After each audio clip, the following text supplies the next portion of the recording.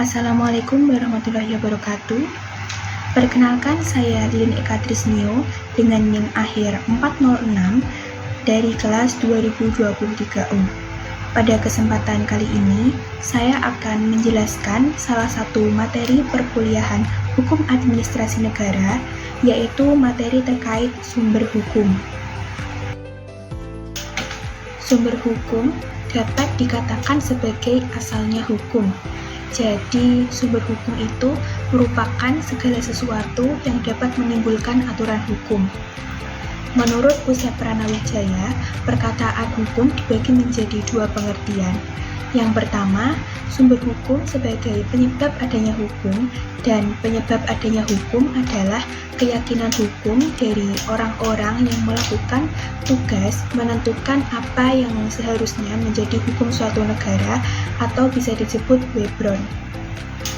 Yang kedua, sumber hukum dalam arti bentuk perumusan kaidah-kaidah hukum yang telah ditetapkan dalam masyarakat atau canon.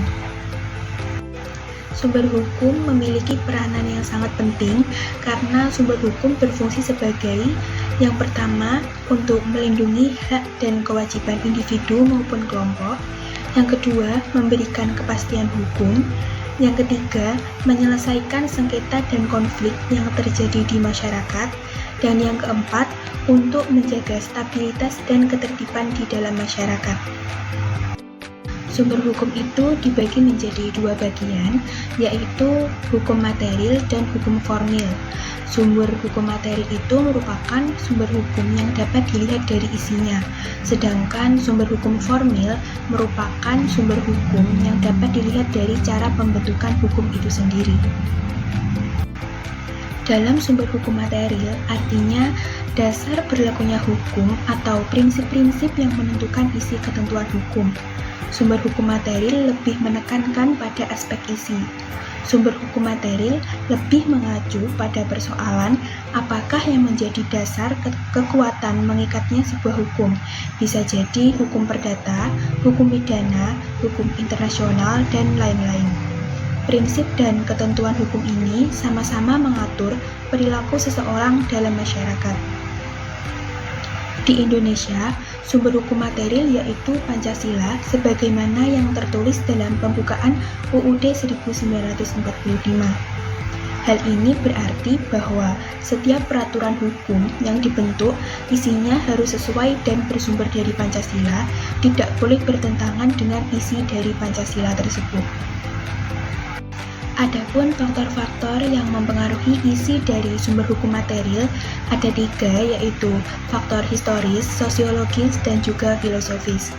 Pada faktor historis ini berkaitan dengan bagaimana suatu negara telah berkembang dan pengalaman masa lalunya yang mempengaruhi isi dari hukum administrasinya. Hukum administrasi negara dapat dilihat dalam dua bentuk sejarah.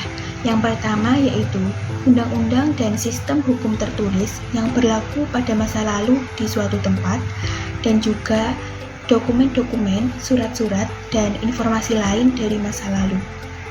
Selanjutnya, pada faktor sosiologis terkait dengan kondisi sosial dan proses yang mempengaruhi isi hukum administrasi negara. Faktor-faktor ini dapat termasuk nilai dan norma sosial yang sesuai dengan budaya, perbedaan agama, dan etnis yang mendorong pembentukan hukum administrasi negara yang menghargai keberagaman dan toleransi, perspektif ekonomi, dan lain sebagainya. Dan yang terakhir, pada faktor filosofis ini berkaitan dengan dasar pemikiran dan nilai-nilai fundamental yang mendasari pembentukan hukum administrasi negara, yaitu apa yang menjadi dasar hukum dan apa yang diharapkan dari hukum, seperti menjamin keadilan, ketertiban, dan kesejahteraan. Dalam hal ini, hukum dibuat untuk menciptakan keadilan dan hukum dibuat untuk ditaati.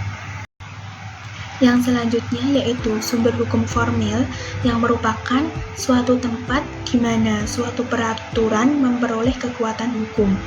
Hal ini berkaitan dengan proses atau cara ketentuan hukum itu formil berlaku. Sumber hukum formil ini dibagi menjadi 5, yaitu peraturan perundang-undangan, kebiasaan atau hukum tidak tertulis, jurisprudensi, doktrin, dan juga traktat. Yang pertama yaitu peraturan perundang-undangan yang merupakan proses yang membuat suatu ketentuan menjadi ketentuan yang umum berlaku. Peraturan perundang-undangan ini dibuat oleh pejabat legislatif melalui prosedur yang telah ditentukan. Suatu perundang-undangan menghasilkan peraturan yang berjirikan. Yang pertama, bersifat umum dan komprehensif. Kedua, bersifat universal untuk menghadapi peristiwa yang akan datang, belum jelas bentuk konkretnya. Dan yang ketiga, memiliki kekuatan mengkoreksi dan memperbaiki dirinya sendiri adalah lazim jika peraturan mencantumkan klausul yang memungkinkan dilakukan peninjauan kembali. Adapun peraturan perundang-undangan di Indonesia yaitu yang pertama, TAP MPRS nomor 20/MPRS tahun 1966. Yang kedua, TAP MPR nomor 3/MPR tahun 2000. Yang ketiga, Undang-Undang nomor 10 tahun 2004. Dan yang keempat adalah Undang-Undang nomor 12 tahun 2011. Yang kedua ada kebiasaan atau hukum tidak tertulis. Kebiasaan merupakan pola tingkah laku masyarakat tertentu yang dilakukan secara terus-menerus dan konsisten dalam jangka waktu yang sangat lama. Sehingga dalam hal ini, penyimpangan dari kebiasaan dianggap pelanggaran hukum yang hidup di dalam masyarakat. Contohnya adalah hukum adat. Hukum adat adalah hukum tidak tertulis yang sejak lama ada di masyarakat dengan maksud mengatur tata tertib. Hukum tidak tertulis juga dapat bersumber dari praktik-praktik dalam administrasi maupun asas-asas umum pemerintahan yang baik. Selanjutnya yaitu traktat. Traktat merupakan perjanjian internasional yang dilakukan oleh dua negara atau lebih yang berkenaan dengan penyelenggaraan pemerintahan. Apabila dilakukan oleh dua negara itu disebut bilateral, sedangkan apabila dilakukan oleh lebih dari dua negara disebut multilateral. Selanjutnya ada doktrin. Doktrin merupakan pendapat para ahli yang dijadikan sumber pengambilan keputusan, terutama bagi hakim pengadilan administrasi. Dalam hal ini, hakim menggunakan pendapat para ahli hukum sebagai dasar hukum untuk memperkuat argumentasi putusan. Yang terakhir ada jurisprudensi. Jurisprudensi merupakan putusan hakim pengadilan yang memuat peraturan sendiri, kemudian diakui dan dijadikan dasar putusan hakim lain dalam perkara yang sama. Hakim dalam memakai putusan hakim sebelumnya mempertimbangkan beberapa hal, yaitu yang pertama pertimbangan psikologis, yang kedua pertimbangan praktis, dan yang ketiga adanya pendapat yang sama. Berikut merupakan salah satu contoh studi kasus terkait hal yang berkenaan dengan sumber hukum yang ada di Indonesia, yaitu pada Mei tahun 2020, Menteri Sosial Juliari Batubara ditetapkan sebagai tersangka oleh KPK dalam kasus korupsi dana Bansos COVID-19. KPK juga menetapkan beberapa tersangka lain, yaitu Mateus Jokowito dan Adi Wahyudi yang merupakan anak buah Juliari.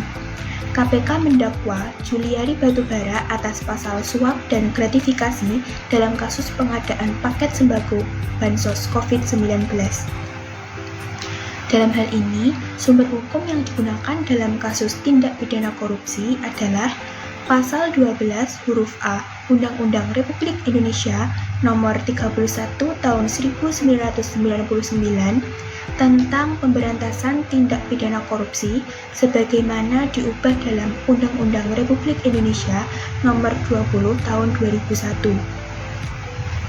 Dalam kasus tersebut, Juliari terbukti menerima suap sebesar 32,48 miliar dalam pengadaan paket Bansos COVID-19 wilayah Jabodetabek pada tahun 2020. Dan pada akhirnya, Juliari divonis 12 tahun penjara oleh Majelis Hakim Pengadilan Tindak Pidana Korupsi Jakarta dengan denda 500 juta pada tanggal 23 Agustus tahun 2021. Hakim juga menjatuhkan pidana tambahan untuk membayar uang pengganti sebesar 14,5 miliar. Selain itu, Hakim juga mencabut hak politik Juliari Batubara untuk dipilih dalam jabatan politik selama 4 tahun. Nah, dalam materi sumber hukum, dapat disimpulkan bahwa sumber hukum merupakan asalnya hukum. Sumber hukum material menekankan pada isi ketentuan hukum, sementara sumber hukum formil berkaitan dengan proses berlakunya hukum. Sumber hukum material di Indonesia yaitu Pancasila. Beberapa contoh sumber hukum formil yaitu peraturan perundang-undangan, kebiasaan atau hukum tidak tertulis, jurisprudensi, doktrin, dan traktat. Sumber hukum memainkan peran penting dalam kehidupan bermasyarakat dan bernegara karena berfungsi untuk melindungi hak-hak dan kewajiban, memberikan kepastian hukum, menjaga ketertiban dan stabilitas, serta membantu menyelesaikan konflik dan sengketa dalam masyarakat. Sekian penjelasan dari saya terkait materi sumber hukum yang ada di Indonesia beserta contoh studi kasusnya. Terima kasih. Wassalamualaikum warahmatullahi wabarakatuh.